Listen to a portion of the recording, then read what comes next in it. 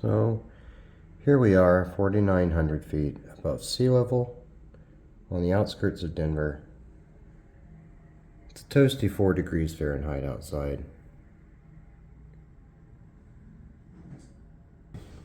So, of the two routes that are available to us, both take us through some high wind areas and high headwinds at that. So basically the winds are coming down off the Front Range here in Colorado. I'm going to avail myself of surrounding semi-trucks and try to stay in their wind shadow.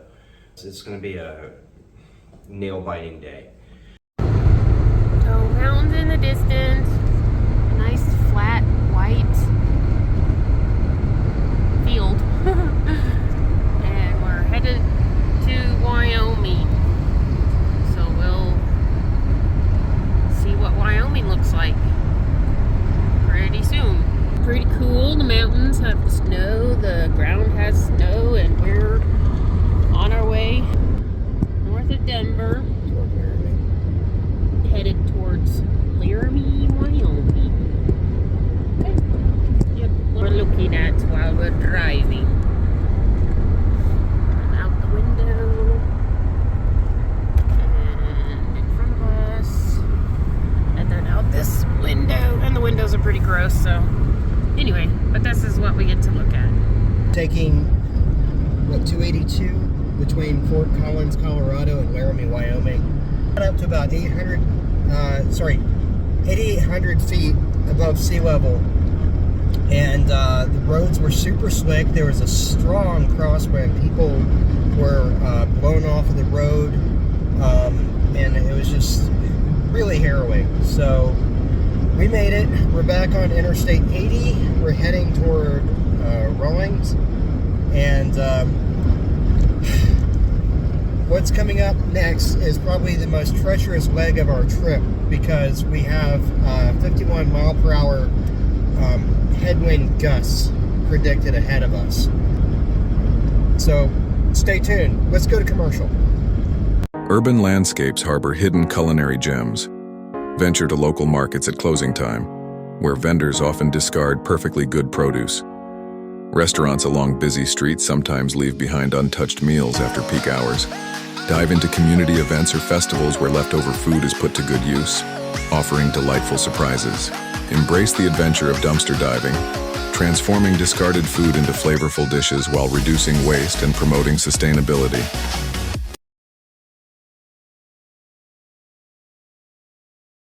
Heading west on I-80, about to cross the pass, there is a warning that there are 65 plus mile an hour crosswinds. We just spoke to a local who said he just came from that direction and we should be fine. I just don't want to risk it.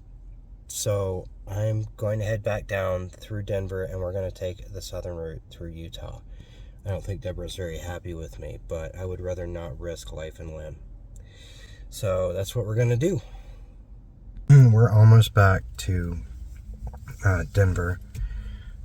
It sucks. Deborah's upset. I'm upset. Felt like we were getting closer to home, and now instead of going northwest, we've been having to go southeast for 2-3 hours. It's upsetting. So we're about to turn west again, finally feeling like we're back on the right path. So maybe that'll lift our spirits a little bit. Just wanted to show you guys, the Cardis has been through it, our cargo has been through it, and yeah, she's gonna deserve a nice long car wash when we get to the new home.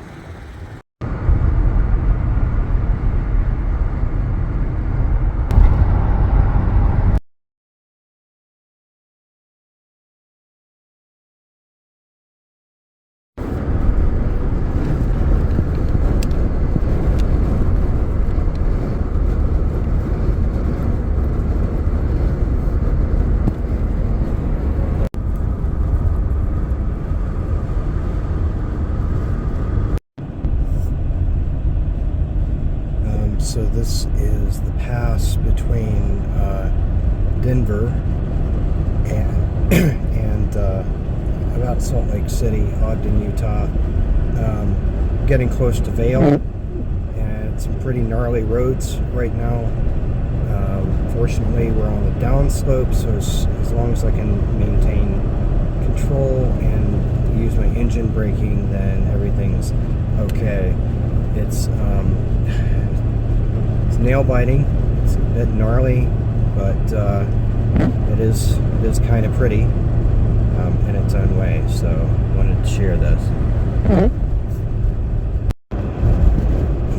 Once again, just showing we're on the same pass.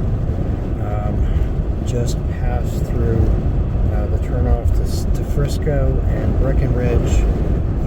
It's pretty windy up here.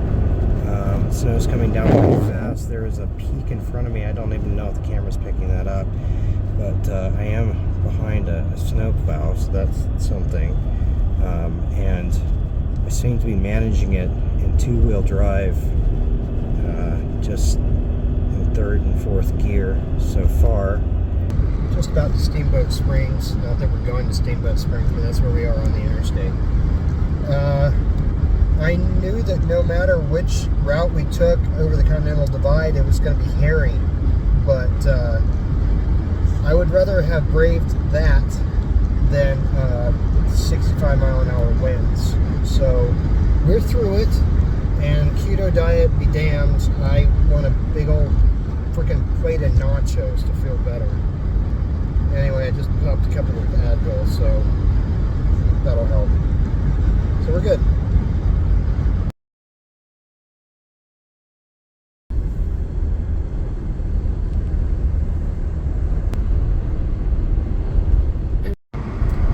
It's very pretty with the river, the snow, and the mountains.